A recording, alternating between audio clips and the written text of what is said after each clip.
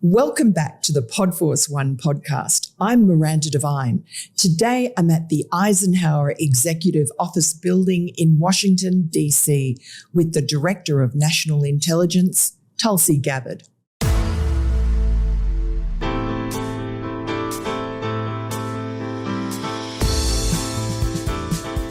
Director Gabbard, thank you so much for joining Podforce One. Thank you. Now, you're the Director of National Intelligence. Can you just explain what that means? What is that role? Well, the Office of the Director of National Intelligence was created in the wake of the failures around the horrific terrorist attack on September 11th, and really was created out of a recognition of silos that exist within the intelligence community. One entity is not talking to the other. They're not sharing intelligence with each other. That unfortunately really led to the failures that drove the lack of any kind of really early warning that this attack was being plotted and planned for a significant period of time. And so this office really exists to be an oversight element over the 18 different intelligence elements that exist within the U.S. government. It exists to serve as that integrator to get all of the different intelligence coming from each of these different agencies and departments and put them together in a way that will provide, for example, the president with an objective, apolitical, unbiased intelligence assessment to best help inform his decisions, as well as cabinet members, members of Congress, and other policymakers. So there are a few main functions, but really it is to serve as that oversight element and that integrator to ensure that the best of our intelligence is best informing really critical national security decisions that are made almost every day.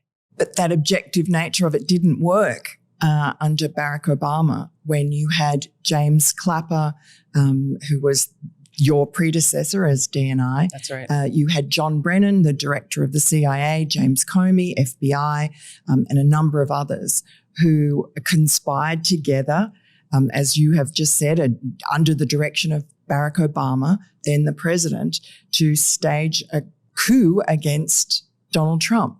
And you have just declassified reams of documents. And I guess, every day has brought a new bombshell. And I don't think that's overstating it.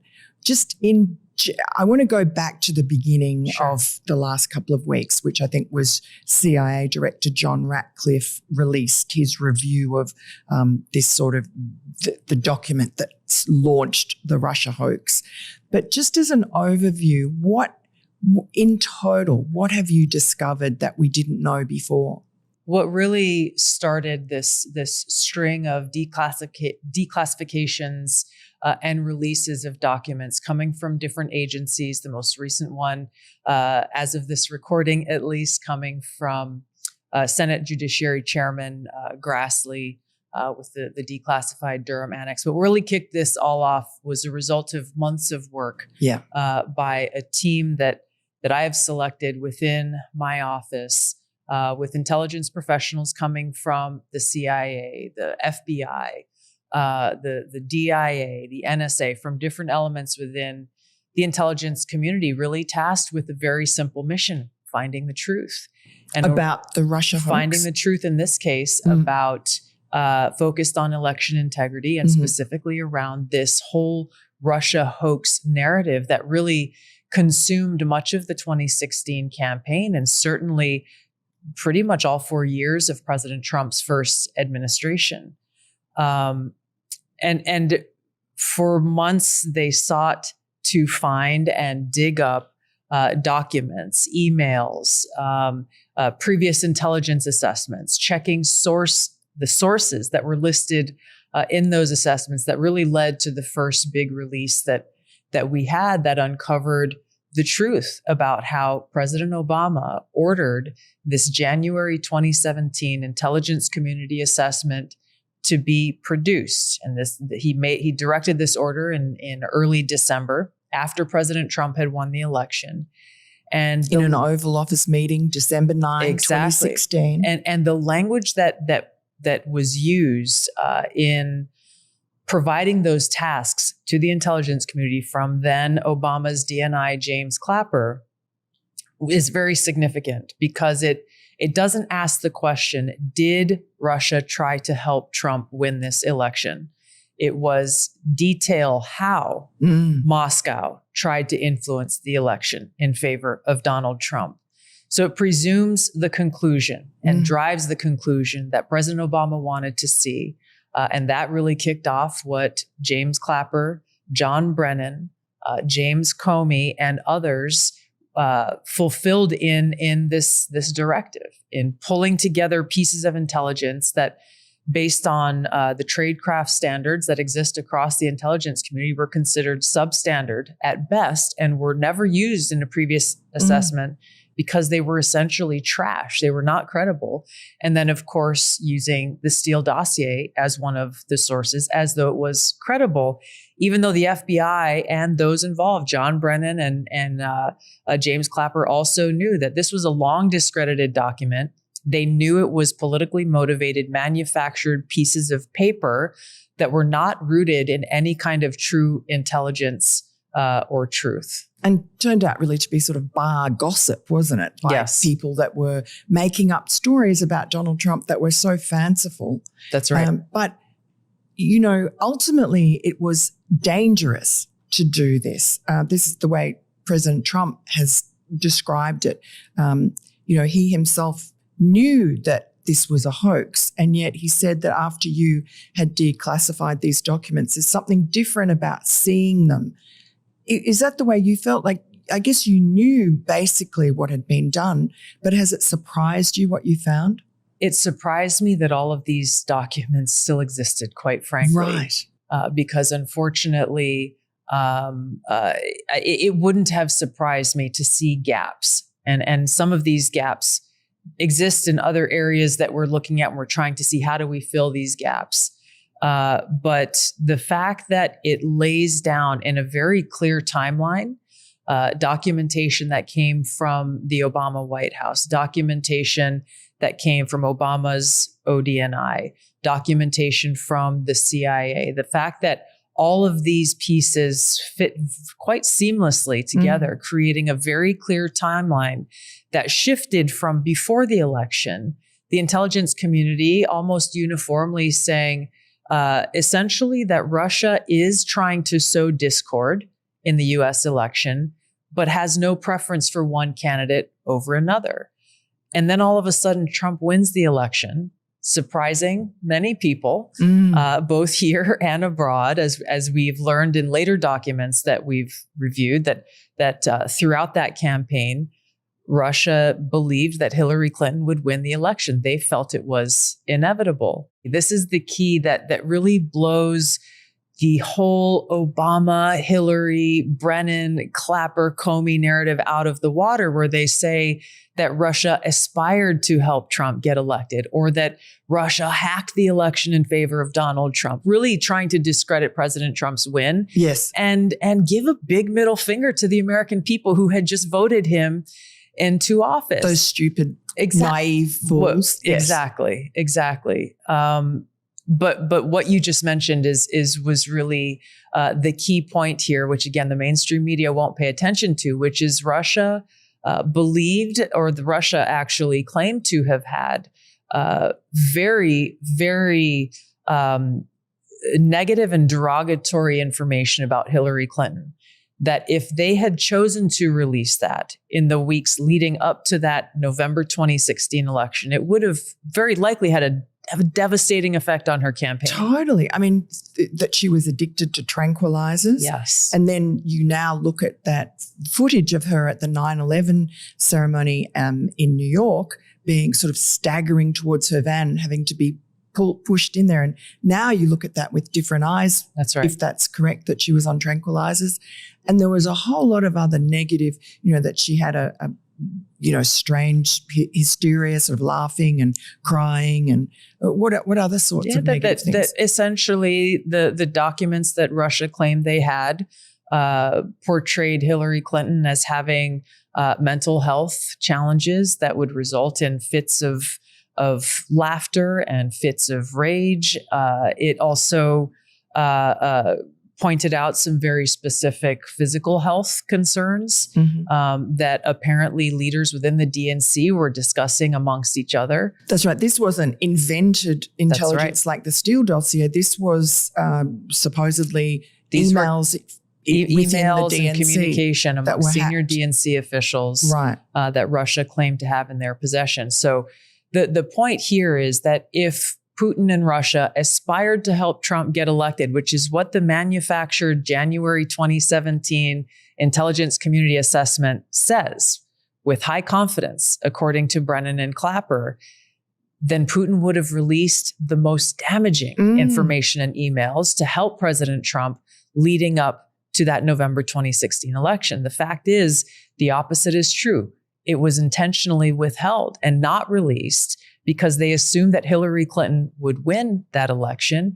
And their plan, according to these documents that were found in an investigation the House Intelligence Committee conducted into the CIA's creation of this January 2017 assessment, is that Russia had decided to wait until Hillary Clinton won the election and wait until maybe days or weeks before her inauguration to release these documents once again to sow chaos and discord in America and to undermine her presidency before she would even have the opportunity to take the oath of office.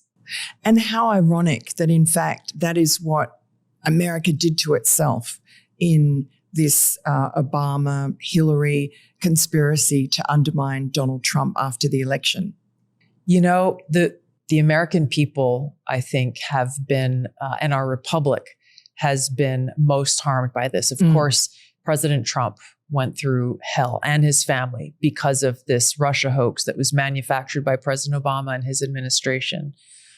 We saw, the years-long Mueller investigation, 2 impeachments from Congress, the Mar-a-Lago raid on his home by the FBI. You saw multiple members of his family as well as senior officials being investigated.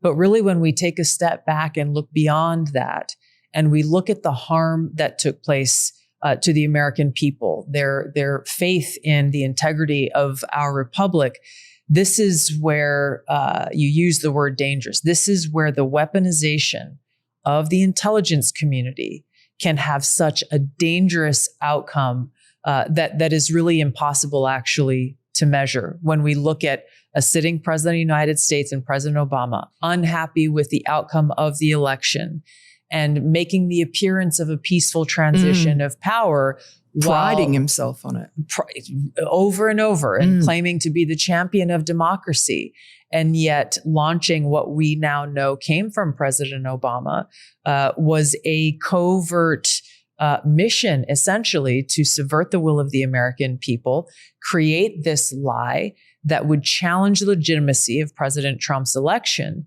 and the 4 years of his administration, resulting and affecting in what was truly a years-long coup. This is why it's so important, and I just keep repeating myself over and over again, because you look at the evidence that we released. We have to look at it within the greater context of what happened in the months leading up to that election, November 2016, and what followed in the years after, in order to understand or get a glimpse into the true implications of this. Why do you think Barack Obama did that? He'd served 8 years. He was going out on a high. What was he so frightened of with Donald Trump that he needed to sabotage him? I haven't seen any intelligence that reflects his inner thoughts or intentions with this. But again, I think you can take a step back and just recognize at face value, if Hillary Clinton had won that election, this would not have happened. It could only happen and could only really be motivated by the Obama administration and the president himself being unhappy with the fact that the American people chose President Trump over Hillary Clinton. A repudiation really of him and his 8 years. That's right. That's right. And do you think that when we talked about it being dangerous, that the Russian invasion of Ukraine was, partly due to this? In one sense, it's because Putin saw that Joe Biden was a weak president, I guess.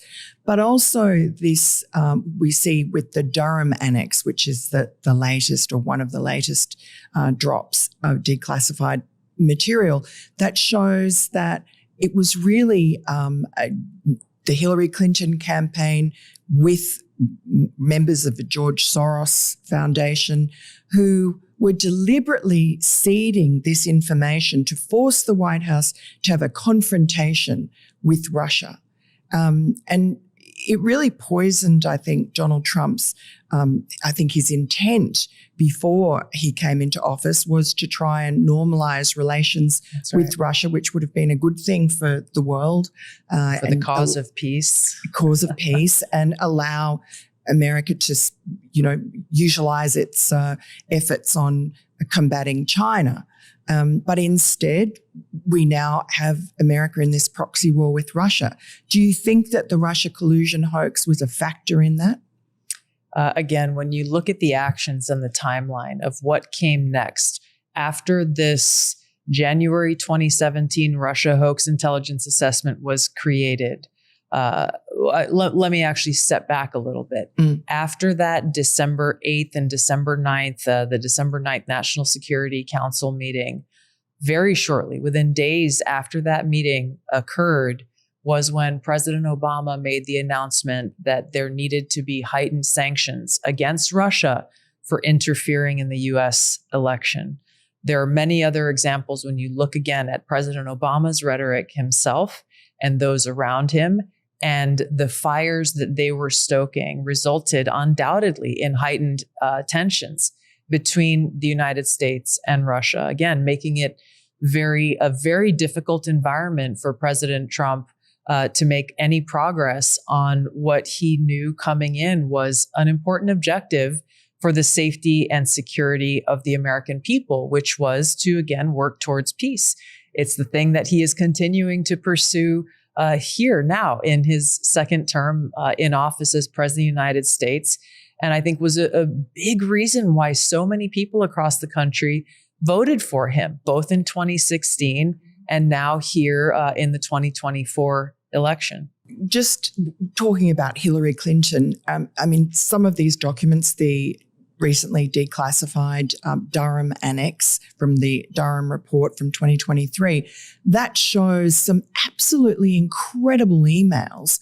I mentioned between Hillary Clinton's campaign and various Soros people, just spelling out that this was an operation to dirty up Donald Trump and distract from Hillary Clinton's problems. That's exactly right. What do you know about that? If you remember when we go back and Hillary Clinton's emails were really making headlines in a lot of ways and for a lot of reasons. Her missing emails. Yes, exactly. And so when people look at the newly declassified Durham appendix, you'll see a number of quite shocking statements in there coming from people like then DNC chairwoman Debbie Wasserman Schultz, talking about how, and I'm paraphrasing here, but Hillary Clinton's emails were deleted just in time.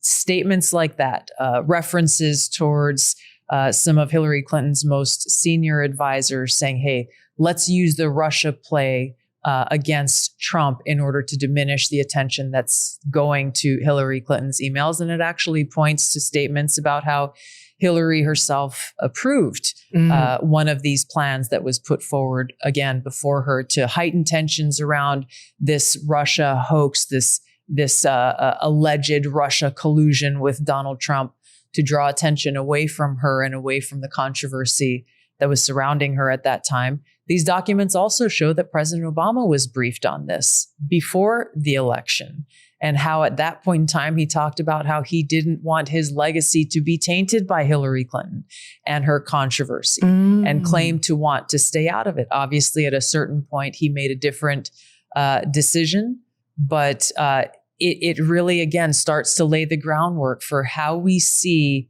at the highest levels of power in our country. Remember, Hillary Clinton was the Secretary of State. We see at the highest levels of power in our country how this narrative was very intentionally used. And some intelligence pointing to the use of foreign agents or assets to assist in this narrative that, again, was in essence executed to undermine President Trump's candidacy and to advance Hillary Clinton into the presidency. And Hillary Clinton, you've had relations with that are not relations. I mean, when you ran for the presidency in 2020, she called you a Russian asset. Why did she not like you back then?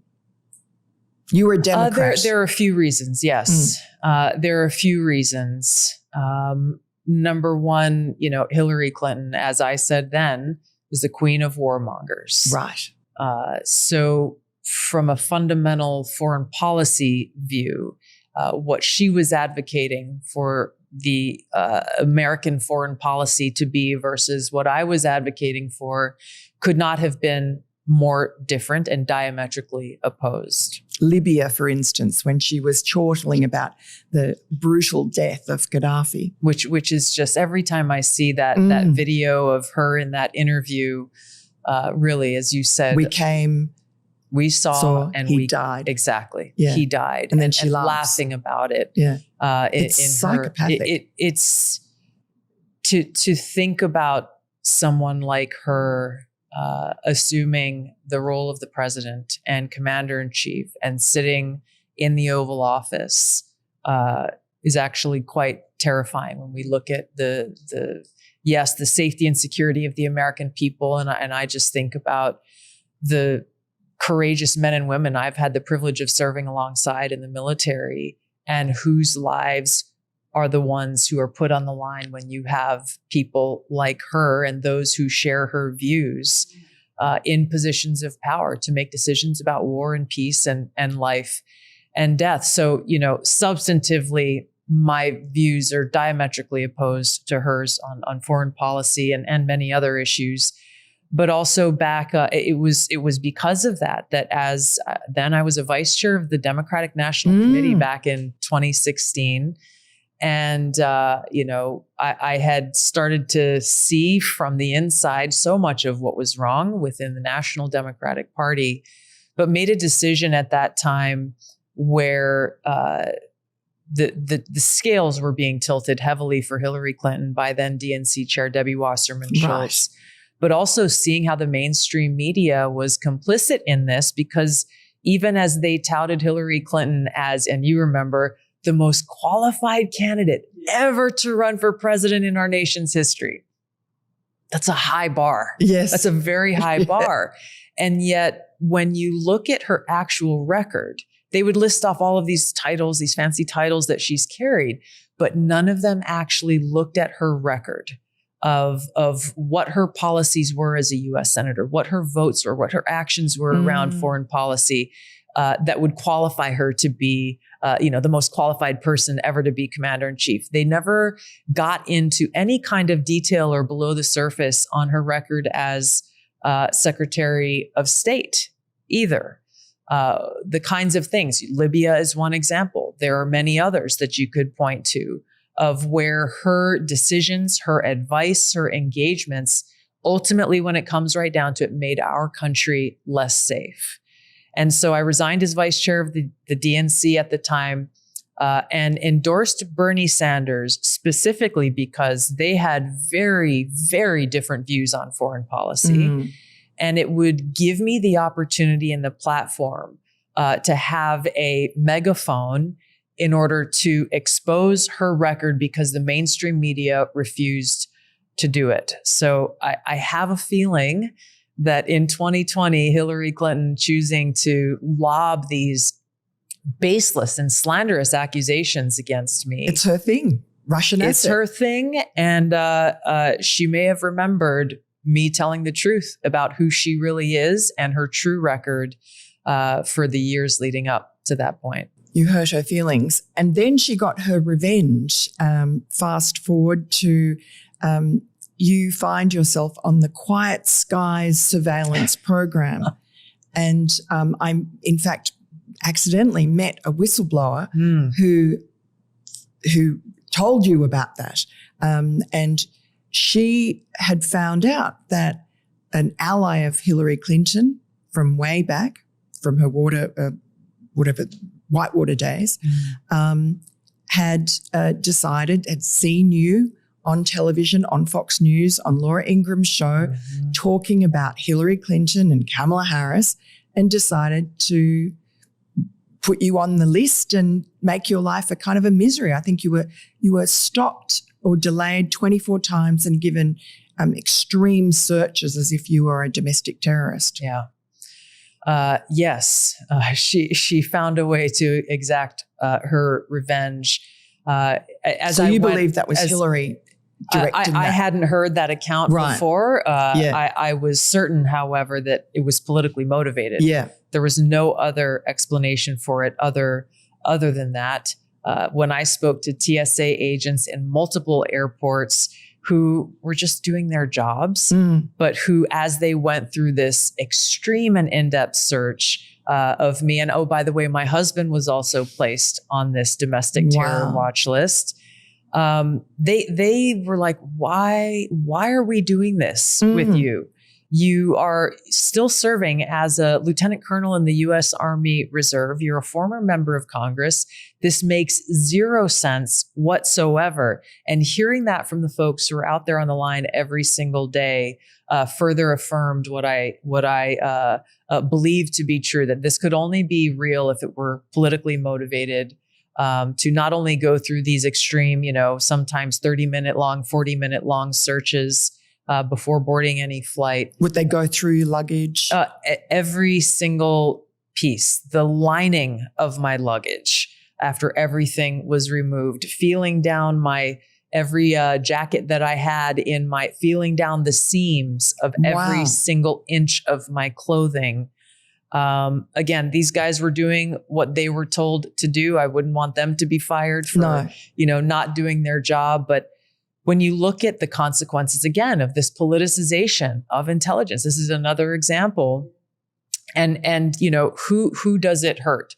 Well, these folks, these TSA personnel, the air marshals who were told they had to surveil me and follow me and look at how many times did I pick up my phone while I'm in flight? Did I talk to any other people? Did I have any interesting conversations? Was there any movement that I made that seemed a little out of the ordinary? How many times do you get up and go and use the bathroom? I mean, the surveillance during... Did you know they were following you? I had kind of noticed a couple of times. Right. But I didn't know until later the extent of how many air marshals they required to watch me and who had to type up reports. To get up on a plane with you and travel with you? From drop off to move through the airport, to get on the plane, to landing at my destination and out to the curb. The real chilling effect here. And obviously I may be one of the better known people who's been on this list. But unfortunately, there are many Americans who have been targeted either for political reasons or for no reason at all, experiencing what is essentially illegal and unconstitutional surveillance by the government. Feel very violating. It is. Yeah, it is. And this is the I think the real implication here is people will see me on TV criticizing Hillary Clinton's foreign policies, criticizing Kamala Harris's foreign policies, talking about how dangerous either one of them would be as president and commander in chief, and then very publicly seeing how the government and the intelligence is being weaponized against me. It can have a very chilling effect on people to say, oh my gosh, like this is happening to somebody who's in the military and who served as a member of Congress, who ran for president, and she's speaking out and speaking the truth and standing up against these very powerful people. What would happen to, everyday American who maybe goes to a Board of Education meeting and stands up for the right of their daughter to go to school and compete in sports without being afraid for her safety and her well-being, because others are saying, well, no, boys who say that they're girls can go in your bathroom and can run against you on the track field. What happens to that mom or to that dad who stands up and speaks the truth and then is labeled a domestic violent extremist by the Biden administration? So you can see, again, the chilling effect that this would have and the menacing effect that it has really on sending a message: you better comply or else. You better remain silent or else, because look at what we did to Tulsi Gabbard. Just imagine what we can do to you, and you won't have a platform to speak up about it and expose them for doing exactly what they're doing. How ironic that you now are the head of the intelligence community. You're the DNI. They never would have imagined that that would be the outcome. I don't know that I did either. No. You served for 8 years as a Democratic congresswoman from Hawaii. That was your ideology, I guess. So what happened? And before I ask you about your evolution, do you think that being a Democrat and coming from that kind of machine, it's much more of a machine, much more formidable, I think, than the Republican sort of chaos. Do you think that's given you an ability to do what maybe Republicans couldn't do? I'm just seeing how effective you've been as DNI in such a short period in being able to construct a narrative and stick to it and understand where the bodies are buried, and create, and figure out, not be naive, figure out what they were up to. Do you think that your Democrat background's helped you?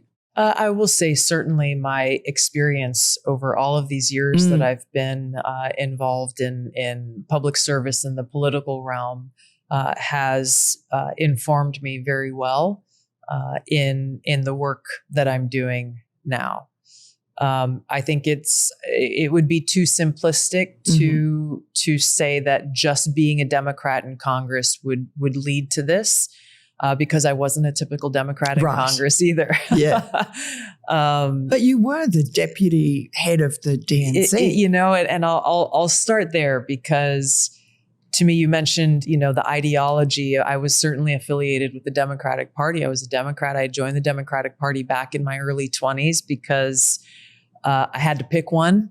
And what I saw and was attracted to was really the values that I saw, Dr. Martin Luther King promoting, the values that President John F. Kennedy talked about, and the kind of leadership that he brought. I saw a party that fought for, the struggling working man and woman in America, those who were just trying to take care of their families and put food on the table and provide a better future for their kids. I saw a party that cared about, clean air and clean water for us to breathe and for us to live in and around. And that's what drew me to the Democratic Party, over 20 years ago. And you start to fast forward to see how the Democratic Party changed. And you go from then and you look fast forward to where we are now, where you have people talking about, this guy Mamdani in New York as the future of the Democratic Party, and he's a self-proclaimed socialist. You look at AOC, same thing.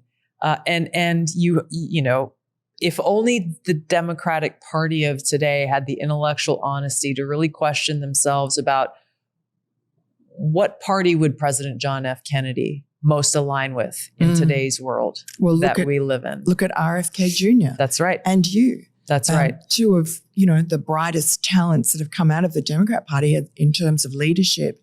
And have been rejected. And were rejected. By the Democratic Party. And really seeing, again, the Democratic Party used to be the party that really championed free speech. That even if there was fierce, even if there was fierce disagreement, recognizing that you have the right to free speech just as much as I do, and seeing the value in the robust debate that is the public town square of America. This is America. This is what we were founded upon.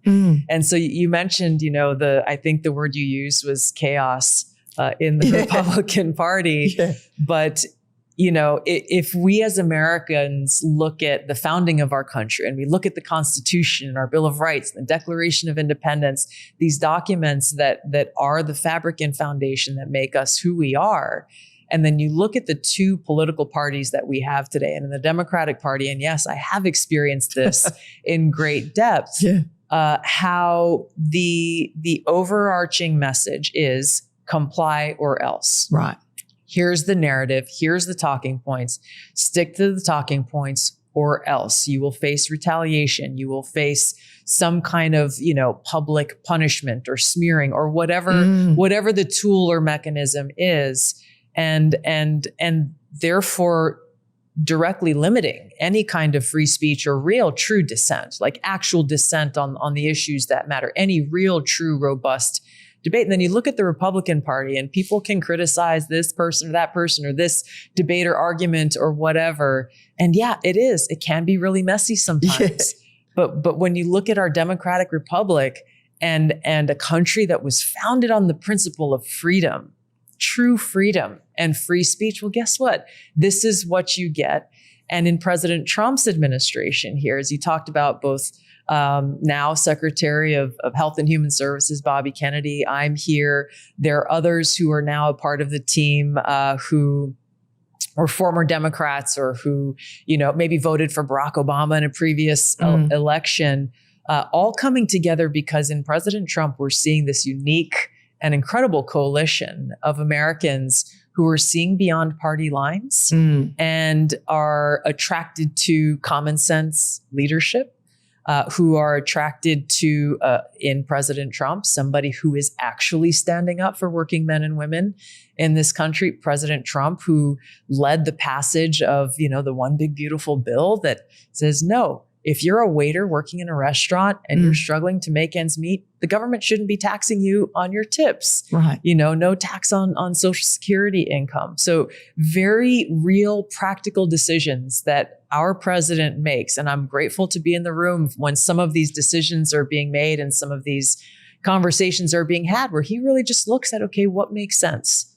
What's in the best interest of the American people? What's in the best interest of strengthening our ability to live in a truly peaceful, prosperous, and free nation? It is so refreshing. And you look at his victory in 2024, an unprecedented, historic win.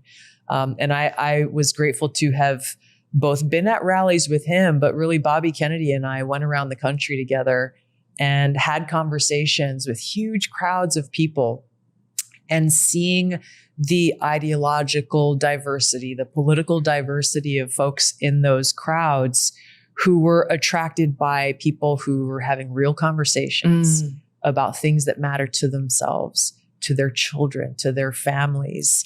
And what was when you first started doing that with Bobby Kennedy, what was your relationship with him? Did you ever to each other marvel at how two Democrats, he's from this storied Democrat family that, I don't think any family is more iconic in that party than the Kennedy family. And he had his own relatives attack him for it. Yeah.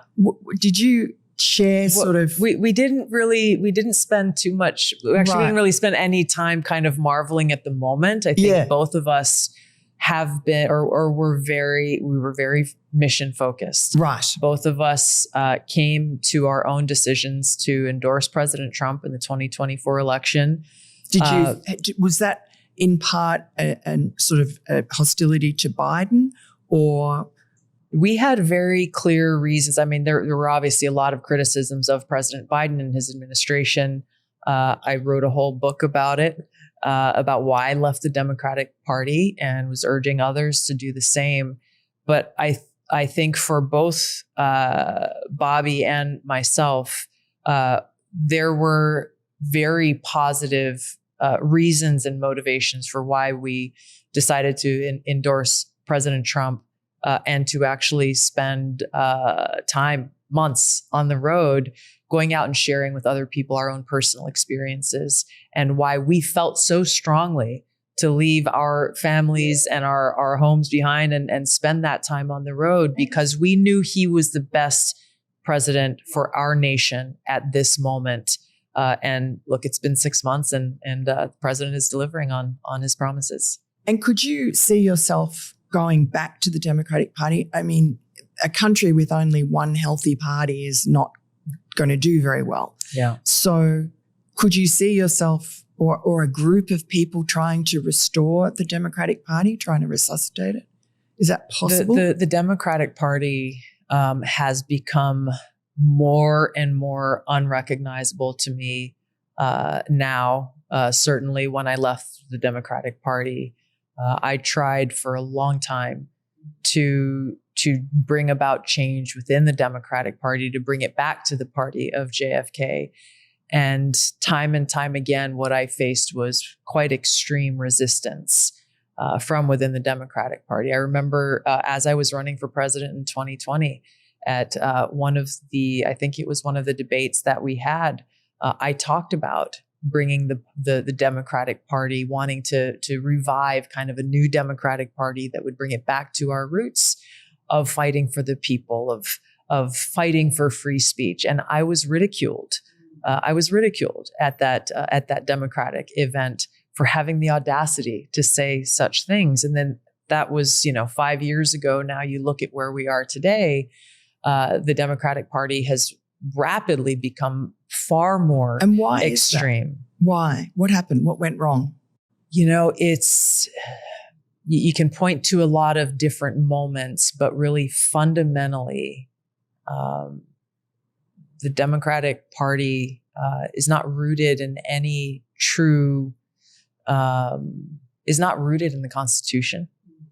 And you have people in positions of power within the Democratic Party. And if you look at their ideology and, their refusal, for example, to accept that there is such a thing as objective truth. And this is an often used example. A man and a woman. Exactly. Yeah. It's an often used example because it's such an obvious one that we have people in the Democratic Party, almost everyone, who accepts this or promotes it and propagates that there is no such thing as a man or a woman. And then you take that a layer deeper of how is it that these people really don't believe that there is such a thing as objective truth. And many of the other positions that they espouse. And fundamentally, it's a spiritual problem where they are putting themselves in the position of believing that they are God, and therefore they are the ones who designate what is true and what is not, what is right and what is wrong. And that's, the most dangerous thing when we look at this whole debate around, what is a woman, what is a man, the denial of objective truth. Once you deny objective truth, you remove all boundaries in society. And it puts themselves in a position, again, where the thing they care most about is power. And so once you remove all the boundaries, then you can start to see and understand this rapid movement into a level of extreme that I would not have foreseen. It's frightening. What about just quickly on borders? What is the mentality behind throwing open the borders the way they did? It's so destructive. I believe it comes from political motivations. They saw a long game opportunity to shift the political dynamics in America. There are different members of Congress and others who have actually been pretty explicit in saying, hey, yeah, bring them all in my district. It would be very helpful when it comes to, time of the census, and they're looking at redrawing borders of congressional districts. Let's just, again, play the long game. Let's fill these districts with voters that they believe, or people that they believe will be future Democrat voters. At least for a generation. Right. As President Trump has shown in his last election. But again, it goes back to, well, what are the implications of open borders? They didn't care and don't care about the safety of our country. They don't care about how they let in tens of millions of people without knowing who they are, where are they coming from, what are their motives in coming here. There are known and suspected terrorists, I can tell you, who came in with that flood of open borders that President Obama and the Democratic Party welcomed into our country. It's some of the work that we're doing now at my National Counterterrorism Center to identify as much as possible who came into this country, what are their connections to different terrorist organizations. How many do you think did come in? It's hard to say right now. It's Dozens? hard to say because when you look at the process that the Biden administration put in place, they made it, first of all, when you go, and I've been down to the border, I was there, last year, long before I got involved with the election, Unlike and the Harris. campaign. Yes. But one of the first things that struck me as I was going in visiting different parts of the border was piles and piles of destroyed passports, ID cards, travel cards, actual pieces of paper that are clearly government identification documents, absolutely destroyed. And so why would this be other than you have people coming in across our border illegally, most of them not trying to run away, actually going to pre-designated locations where they would go and sit and wait for the border agents to come and pick them up in their vans. Sorry, I don't have any identification. Here's my name. Here's where I come from. I am seeking asylum. And according to the Biden administration's policies, oftentimes most of these people were on a taxpayer-funded plane or train going to a destination of their choosing. With a taxpayer-funded 4-star hotel. Right. And a cell phone in some cases. So to answer your question, when we look at the damage that was done, we still don't know the extent of it. There are thousands that we have identified. We work very closely with the Department of Homeland Security. We work very Thousands closely. of terrorists. Known or suspected terrorists Right. or those connected Wow. to them.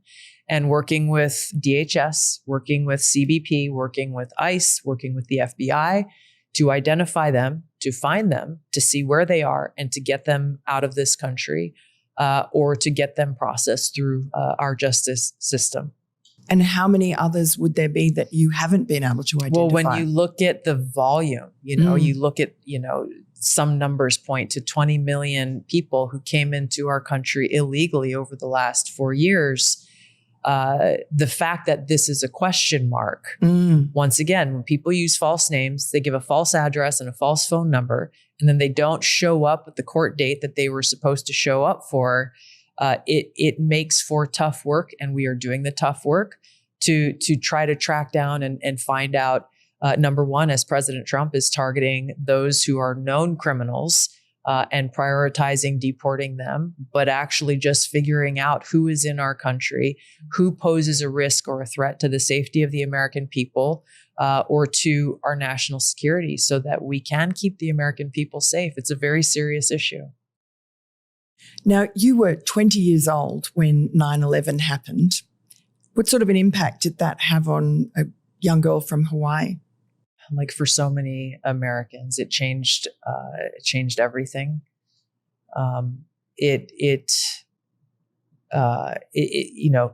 Just using words like it was an eye-opening experience. It doesn't at all capture the level of emotion that I felt, which ultimately led to the resolve that I felt. That, coming from paradise in Hawaii, and it truly is, knowing that in some way, shape, or form, I personally needed to take action to serve my country and to go after those Islamist terrorists who launched that horrific attack on our country on 9/11. And that's ultimately what drove me to enlist in the military. And you spent a year deployed to Iraq. I was in Iraq. I was serving as a state representative at the time in Hawaii when my National Guard unit, I was assigned to a medical unit. My National Guard unit was called up for what would be an 18-month-long deployment. My name was not on the mandatory deployment roster. And I was campaigning for re-election at the time. I called my commander almost immediately and said, I don't see my name here. He's like, yeah, I know.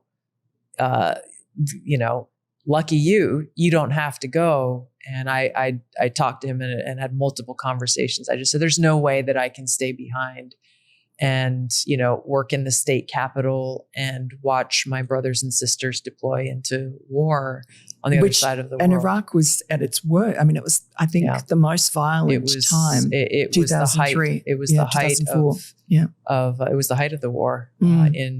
We got there in very early 2005. Again, I was assigned to a medical unit, and throughout that year where we were located, most of us were located, was in what they called the Sunni Triangle at that point in time. That was kind of the heart of some of the worst combat that was happening in the country at that time. And it's an experience I'll never forget for many reasons, but working and serving in a medical unit there, where one of my daily tasks was to go through a list of every American casualty in the country and to go through name by name to see, we had roughly 3,000 soldiers from Hawaii and across the Pacific that were a part of our unit, to see if any of our folks were on that list every day, and if they were there, to make sure that they were getting the care that they needed in country, or they were getting evacuated if needed. And were they there every day? More often than not. We lost a lot of folks, and we had a lot of people who were seriously injured. Because IEDs were everywhere at that stage. Yeah. Yeah. One of my friends, his name was Frank Tia'i. He was from American Samoa, place where I was born. And he was preparing to go home for his 2 weeks of R&R leave. And just days before he was supposed to get on a plane and go see his wife and children, he was hit by an IED and killed. And I was overcome with grief. We weren't close friends, but he was somebody in the gym, talked to and cracked jokes with her in the chow hall, and a lot of we were a close knit group. But the level of grief and really being confronted with that harsh reality of the cost of war, of who pays the price, and thinking about his wife and kids and all that they had planned to spend time with him and to have fun with him when he was home, it's something that stays with me every single day, everywhere I go. And it's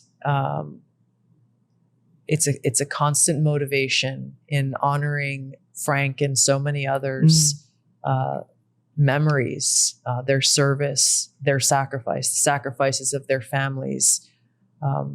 It motivates the work that we do every day to make sure that the president has the best, most objective, relevant intelligence so that he can make the best informed decisions, knowing firsthand the implications of what can happen. And I'll point back to the war in Iraq as another glaring historic example of what the implications are when you have intelligence weaponized.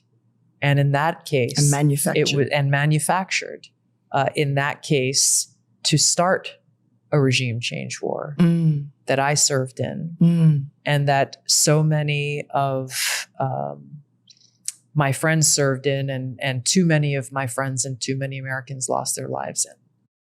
James Clapper was on the team that created that manufactured intelligence assessment that led to the Iraq war, about the Iraq WMDs. He writes about it in his book, saying that he and his team of intelligence analysts created something that was not there.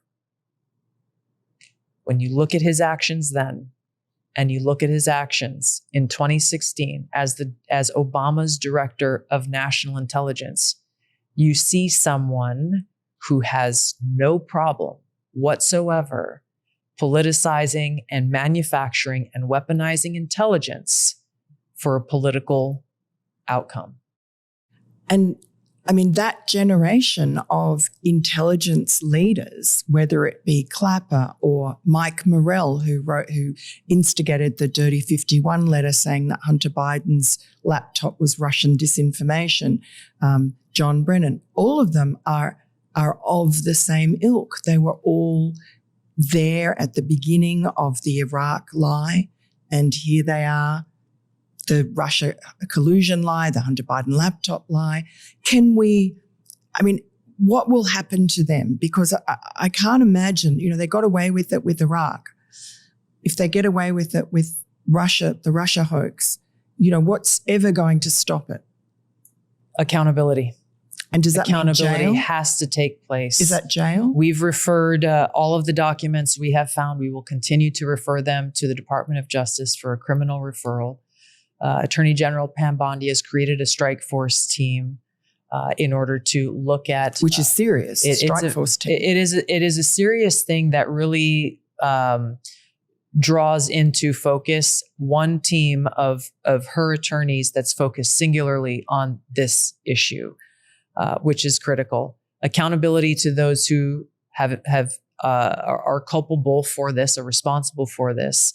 But also it's, they are the most well-known individuals.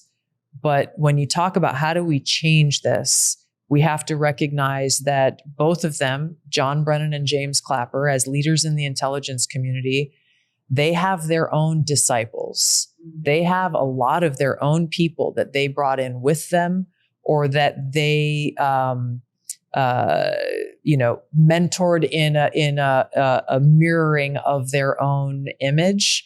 And many of those people still exist within the intelligence community now. So these documents that we're finding, we are uncovering names of people who were involved with this Russia hoax, this manufactured intelligence document, and people finding that we don't whose know. Names right. would otherwise never be known publicly. And fundamentally, we are working towards making change, institutional change.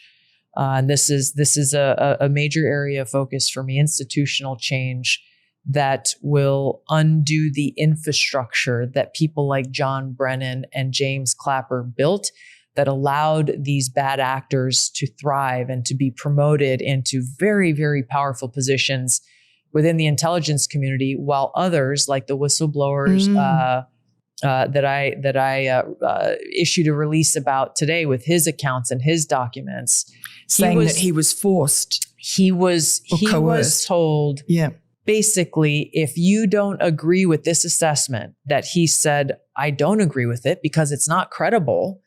And he was told by one of James Clapper's, that Putin was aspiring to help Trump in the election. He said, well, the intelligence doesn't show that.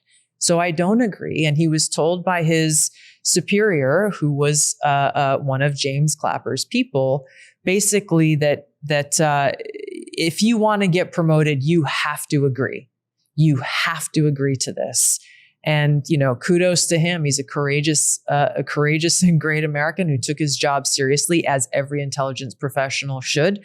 And he refused. He attempted to blow the whistle many times with many different entities, the intelligence community inspector general. Really? He was blown off for years. Wow. He went on to call his state attorney general. He called his state U.S. Senator Warner, who served on the intelligence community. He couldn't even get an email address to be able to send the documentation materials to. He tried to reach out to the special counsel Durham's office because he was told, hey, the only way you can do this is if you call the DOJ yourself.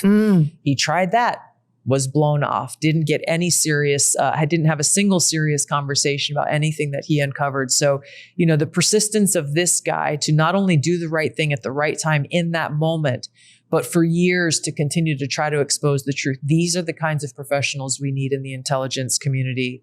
And those who spent a whole lot of time trying to cover it up are those who need to be held accountable and have no place within an intelligence community whose sole focus must be our work is rooted in the Constitution and our mission is to keep the American people safe and deliver unbiased, non-politicized, truth, relevant, timely intelligence, truth to the decision makers in this country. Intelligence community professionals are not policymakers. They don't get to decide what the decisions will be or what the outcomes will be. But in a John Brennan politicized intelligence community, he created an environment where you have intelligence analysts who believe that they are the policymakers and will shape their intelligence assessments in order to drive a policymaker to draw the conclusion that they want. And it was the same with the FBI and James Comey. That's right. And whistleblowers again. I mean, you had this one whistleblower, but there are others that have come forward, aren't they? And yes. And it's the same with the FBI, the whistleblowers, and the IRS, and so on.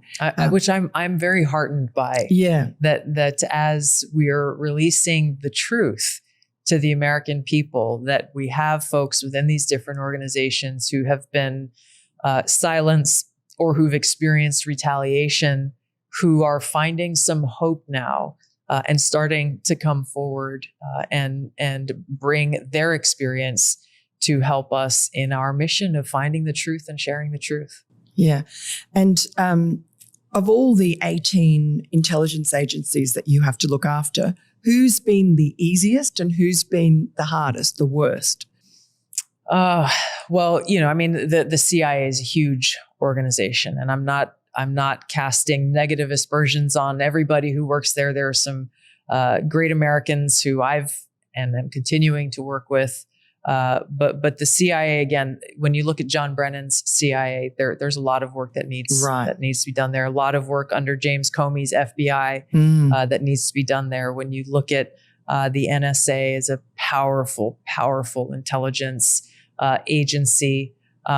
So when you look at just by measure, these are the three big ones. And there's a lot of opportunity and necessity for change and reform so that they are fulfilling their core mission, our core mission within the intelligence community. When you look at the 18, a lot of the other elements are significantly smaller. Yeah.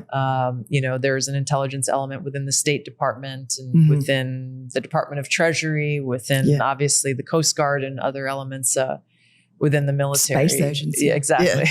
Yeah. And I just wanted to talk a little bit about your childhood and what sort of formed you. You said you were born in American Samoa and then moved to Hawaii as a young child. You were a great surfer.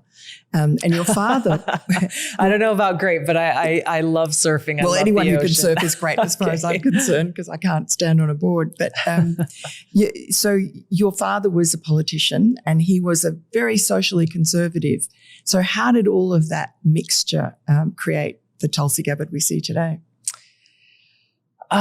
We don't have enough time to go into the whole story, but my father and I ran for office actually the same year. Oh, really? Together in the local. He was running for a seat on the city council. I was running for a seat in the state legislature. My mom had actually been the first one in our family to kind of have a foray into politics. Really? She had run for Board of Education, and actually, this was, I think, 98 or 2000, I think.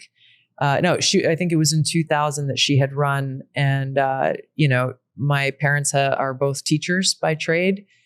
And, I was reflecting on this over the past couple of years, just as we've been seeing a lot of the issues with our own education system come to light around the context of, boys and girls sports. And as we saw recently, the Supreme Court ruled on parents having the right to say, no, I don't want my child reading these highly sexualized books within school, their public schools.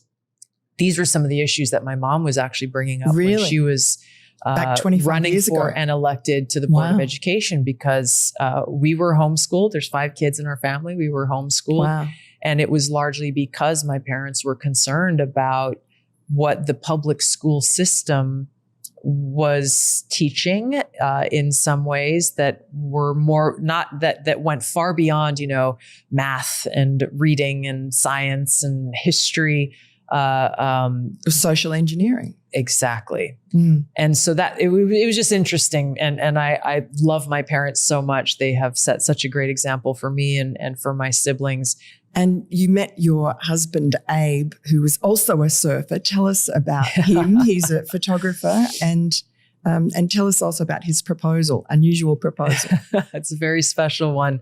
We got to know each other. He's a cinematographer, and he and his friends volunteered on my first congressional campaign.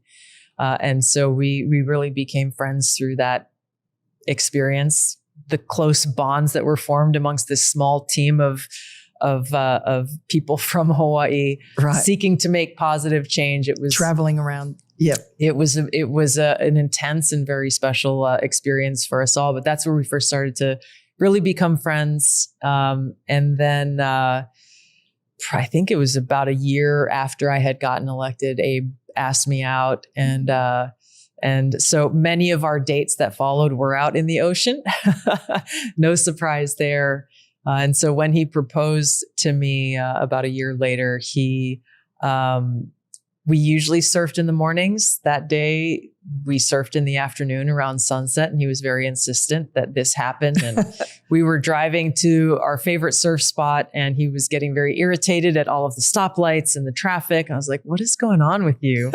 But he was trying to time it perfectly for us to be out, paddled out to our spot as the sun was setting, and it happened as he had planned it. He pulled out this engagement ring that was attached to a flotation device that he created, wrapped in gold duct tape, class it up a bit. In case he dropped it. He didn't want to lose that in the bottom of the ocean. Yeah.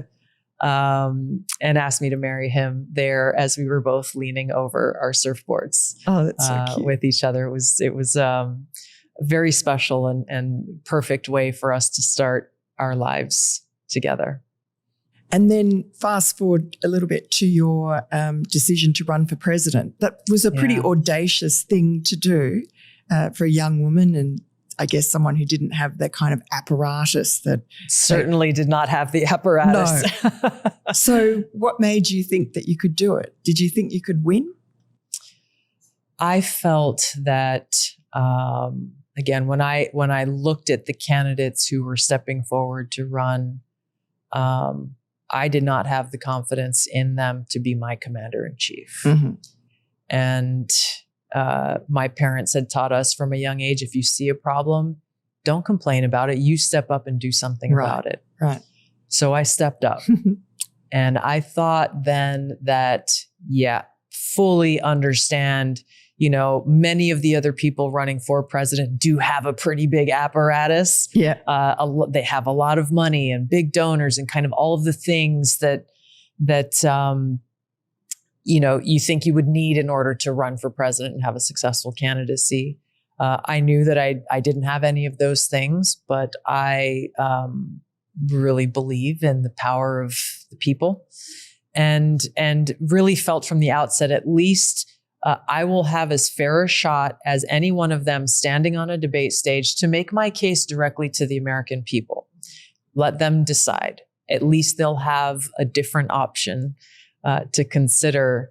Looking back, I fully underestimated the power of the media, really, quite frankly, and how, it was weaponized immediately. The very day that I had planned to announce my candidacy in Hawaii, there was an NBC story that came out. They weren't planning on publishing it until a week later because they'd asked, "Oh, well, what do we want to get your comment?" And they told us they were going to publish it on a certain date. They published it as I was walking on that stage to make the announcement. And it was the beginnings of Tulsi Gabbard is a Russian asset. And where I found myself throughout the course of that campaign was kind of like me in the middle of an ocean in like a rubber dinghy boat up against an armada of naval warships. wildly outgunned and out-resourced, and really unable to have that fair platform, even on a debate stage. I think in most debates, I had a total of 6 minutes of time total to speak to the American people.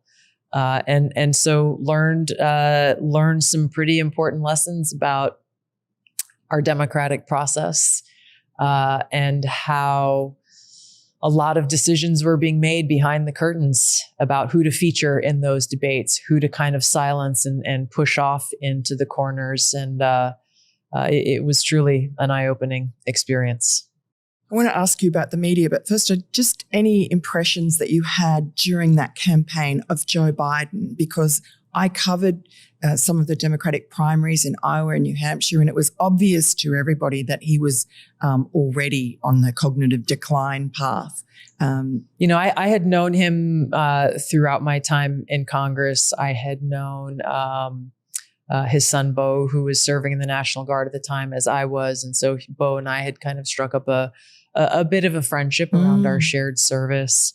And Joe Biden was always very kind to me in our different interactions that we had, both, official and out at different, social functions.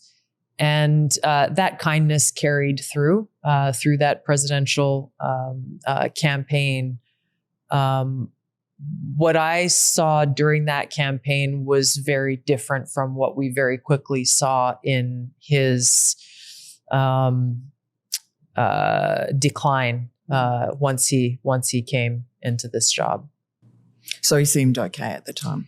It was limited interaction, but based on what I saw, again, it was more in line with kind of the Uncle Joe vibe that I had at least always seen. And of course, what we saw play out ended up being something far more dark and sinister. And what about Kamala Harris? Was there anything notable about her at the time? I had not really ever had any interaction with her prior to that. She was quite cold to me. And something that I thought was interesting was that some of these big campaign events where all of the candidates were there, usually there was a group of each candidate's supporters. And I just remember this one in particular. And usually you end up seeing these people, the same people all the time. And there's a rapport there. There's a friendly rapport, even though you're running against each other. And hey, we ran out of batteries. Do you have one? Yeah, sure. Here's a battery. Go ahead. But I remember distinctly as I was walking towards this event, and I had a bunch of my supporters with me, as we walked past Kamala Harris's group of supporters, they started screaming insults at us and booing. Wow. And it was I remember it because it really stood out as such a different energy and obviously a very different attitude towards us than we had as what became the norm as we were going to a lot of these events with a lot of the same people. That's quite surprising because that's not really her persona, Well, it depends on who you ask. Right. Interesting. Now, the media. It's been striking that during all these declassifications, all these Russia hoax material that you've put out, pretty incontrovertible, that the very media that was involved in, getting leaks and propagating the Russia hoax is strangely silent now. Exactly. Are you surprised? Not so strangely silent. I'm not surprised for a few reasons, primary of which many of these mainstream media outlets were the ones who James Brennan and his people and John Brennan and his people and James Clapper and his people leaked to almost immediately after that Obama-directed National Security Council meeting. Before the intelligence community assessment had been made. Weeks before that assessment was completed, and actually even before it had really begun being drafted. And so, and in many cases, these mainstream media outlets printed exactly what they were told to print without any kind of vetting or okay, well, was this always the assessment? Or can you give us any evidence that this is true? None of it, because it didn't exist. And then it wasn't just a one-off thing. These are mainstream media outlets that went on to repeat and build up and really advance and propagate this lie that was created by President Obama and his administration, and went on to win awards. Pulitzer Prizes, yes. So when you look at, Ellen Nakashima from the Washington Post, for example, is one of those individuals who won a Pulitzer Prize. My first direct interaction with her was when I was going through the confirmation process for this job. And she and another Washington Post reporter went out to Hawaii and were stalking and harassing members of my family, former members of my congressional staff at their homes. My mother in particular was at her home and was about to walk in the front door and was shocked when she heard a voice behind her. There's a long pathway to the front door. This woman snuck up behind my mother and surprised her and said, "Well, I want to talk to you about your daughter. You're not returning my phone calls." And my mom said, "It's because I'm not interested in talking to you. Please leave my property." So when you look at these kinds of people. Interesting. The Russia hoax writers were interested in trying to dig up dirt on you because I guess they wanted to stop me. They wanted to block me from being able to fill the position that I'm in today. And do you think they were put up to that by the Brennans, and who would have had more awareness of what a threat you were? I think my own actions over the years have made very clear that I stand for the American people and that I will not hesitate to expose the truth and call out the deep state actors of Washington. So you're a threat. I don't know exactly what conversations were had, but the fact that many of these mainstream media outlets are mobilizing as I can tell you, my press person, she was working overtime, constantly getting calls from "Hey, we're hearing that Tulsi Gabbard did this or she said that." And she's like, "It's 100% false." Once again, trying their very, very best to manufacture some concocted narrative in order to try to upend the president nominating me to serve in this position.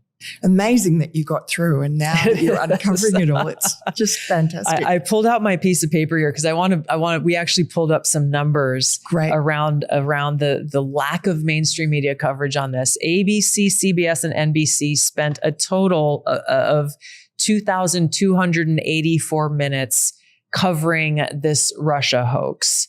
They have devoted only 2 minutes and 17 seconds on the disclosures over these last couple of weeks. ABC's Good Morning America, CBS Morning, NBC's, their morning shows combined 3 minutes and 30 seconds. And when you look at their actual coverage, they're not saying, "Oh, interesting, look at these new facts that have come to light around what occurred in 2016 and 2017. No. Instead, they're giving airtime to John Brennan. And James Clapper and others. Susan Miller, who are not actually addressing what their own former employees are stating. Those who have said, "No, we protested the use of the Steele dossier. We told John Brennan," these are senior CIA officials saying, "We told John Brennan, this is false. This is discredited intelligence. You can't use this." And he overruled them. So, again, the mainstream media reaction to this, unfortunately, is quite predictable, because if they were to cover it honestly, they would have to admit their culpability in this egregious and historic wrong that has been committed against the American people and against our republic. Lastly, 2 more questions. One is on President Trump. Is there anything about him that surprises you? One-on-one, what's he like? I appreciate how really collaborative he is. When there's a bunch of us in the room or a few people in the room, he's frequently asking those who are in the room at any given time, "Hey, what do you think about this?" And sometimes they agree with his position. Other times they say, "Well, no, actually, I think this is a different consideration." And he actually really listens. Another thing that really struck me about him when I was first campaigning for him in this past 2024 election, it was really the first time I really started to spend more time with him, was how no matter where we were, the first thing that he would do before a meeting would start, for example, he would come in and make sure that everyone was taken care of. He says, has anybody fed you? Has anybody brought you water? Do you want anything to drink? I was at, we had meetings at Bedminster at one point in time, and, he was going and checking on everything in Bedminster to make sure it was just the way it should be. He was looking at pictures and what should be hung where, and is it hung straight? And I was taking a phone call in one of the side rooms, and he poked his head and he's like, are you doing okay? You got everything you need? I was like, yes, Mr. President, I'm good. He's very hospitable. But he's and it's a genuine care. Again, I've seen it and experienced it over and over again. Every time we're in the Oval Office briefing him on intelligence or on a certain issue, even in the Situation Room, when a very intense conversation is happening, hey, make sure everybody has something to drink. Do you guys want any snacks? Like his genuine care for others, no matter who you are, is incredible. And I think it's a side of him that most people don't get to see. And the Situation Room, there were, during the bombing campaign of the Iranian nuclear facilities, there were stories being written about how you were on the outer, you weren't in the Situation Room. I practically lived there alongside everyone else during that period of time. And again, President Trump's leadership, very precise leadership, is what led to the success of that operation. Were you worried at all that historic. It was going to turn into World War III? No.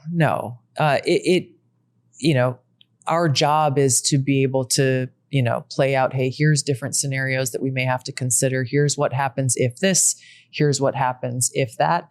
But President Trump made very clear from the outset, he had a very specific objective, which unfortunately a lot of previous presidents don't know what their objective is, which is why we see these disastrous wars and regime change wars that turn into decades-long conflicts. He had a very specific objective, and he had executed a very specific and precise plan that successfully achieved that objective. Mm-hmm. And a couple of quick questions. Sorry to keep you, but there's so much to ask you. UFOs. There's been a lot of... My husband is in the corner, for the record, pumping his fist right now that you're asking this question. So, is there anything... We've had some declassification of some very strange videos that look like they are, unidentified flying objects. Is there anything in the files that you think you could find or you have found? Nothing that I'm prepared to talk about today. So watch this space. Say what? Watch this space. We are I'm just going to say this. We're continuing to look for the truth and share that truth with the American people. The truth is out there. Yes, it is.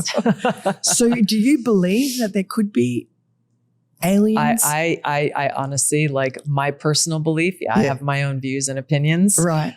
In this role, I got to be careful with what I share. Very interesting. and I'm laughing. My husband's laughing in the corner because we have these same conversations, and obviously I don't share any classified information outside of my building with those who have clearances. But this is fun that he's here to watch this right now because it's so interesting. I think it's one of those burning things that we grew up with. Of course, there are a lot of questions. And there's a lot that's been put out there, and there's I'm still going through and looking through what do we know and what is it that we don't know. And the New Jersey, the strange objects over New Jersey were drones. I still have a lot of questions around that. Yeah. I've heard what the public official line is. I just personally still have a lot of questions that are unanswered. Yeah. Because it wasn't just New Jersey. It was happening in different parts of the country. Oh, really? Yeah. Huh. And we had the Chinese spy balloon. I mean, who knows what the Chinese could be sending over? There's a lot of classified information about that. Wow. So many questions. And just lastly, Epstein, do you think there is any evidence that he could have been a intelligence asset, either for us or for foreign agencies? I can tell you, I haven't seen anything that's come across my desk that reflects that. If that were to change and there was some credible information or intelligence that did come to light, the president has made clear if there's anything that's credible out there, put it out there for the American people to see, and I would do exactly that. Are you surprised that whole thing became such a whirling dervish of a scandal that now to the point where the media is saying to the president after he's pulled off the biggest trade deal ever over in Scotland, did you do this to divert from the Epstein story? This is the mainstream media. So no, I'm not surprised that there are folks out there who are really interested and concerned about this and who want to see if there's more information out there, then, bring it to light.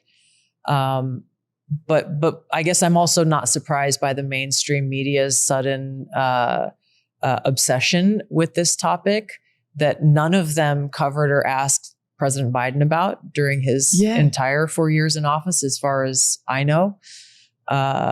So, again, when we look at the what the mainstream media is focused on, they, in the case of the most important issue that we're talking about here, about this lie that was created by President Obama and his team that really threatens the integrity of our democratic republic, given it resulted in what was essentially, and it resulted intentionally in what was a years-long coup, the mainstream media chooses not to cover it because it is inconvenient for what they are trying to do, which is to continuously try to do all they can to block President Trump from enacting the agenda the American people elected him to do.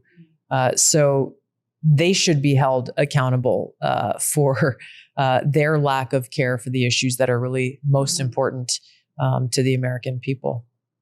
And promise this is the last question. Success, the secrets of success. You're a successful person. You've been around a lot of successful people. What are the elements you think that create success? Success can be defined in a lot of different ways. I can only speak for myself and the peace that I find every day in my work. It is rooted in my faith in God and his eternal love for me and my desire to be pleasing to God in all that I do, and knowing that all I can do is my very best, and I do every day, and I leave the rest in his hands. The outcome is truly out of my control. So I will do my best in all the ways that I can and have faith that things will work out in the way that they are supposed to. That's wonderful. Thank you so much, Thank you Director very Gabbard, much. Chelsea. Great talking with you. You too. Thank you so much for joining us today. I'm Miranda Devine, and this is Podforce One. Please hit the like and subscribe buttons so you don't miss any future interviews with the most powerful people in Washington and the world.